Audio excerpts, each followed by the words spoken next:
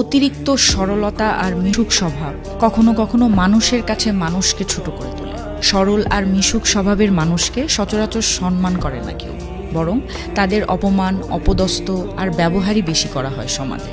আপনি যখন মিশুক মনোভাব নিয়ে কারো সাথে মিশতে যাবেন, তখন মানুষ আপনাকে একদম সস্তা আর সহজলভ্য মনে করবে। আপনার ভেতরে যে সরলতা আপনি আজীবন লালন করে এসেছেন, এই সরলতাকে ব্যবহার করেই আপনাকে আঘাত দেবে। এমনকি আপনার কাছের মানুষগুলো এই সুযোগ হাতছাড়া করবে না, একদম খেয়াল করবেন। নিজের ইগোকে তুচ্ছ করে যারা মানুষকে ভালোবাসতে জানে, সম্মান দিতে জানে, মানুষকে আপন করে নিতে জানে, পৃথিবীতে তারা মানুষের কাছ থেকে কষ্ট আর যন্ত্রণা ছাড়া কিচ্ছু পায় না, বিশ্বাস করেন। অতিরিক্ত সরলতা আর মিশুক মনোভাব নিয়ে মানুষের ভালোবাসা পাওয়া যায় না আজকাল। যা পাওয়া যায় তা হচ্ছে অপমান, অবহেলা, অবজ্ঞা আর একটি হতাশাগ্রস্ত জীবন।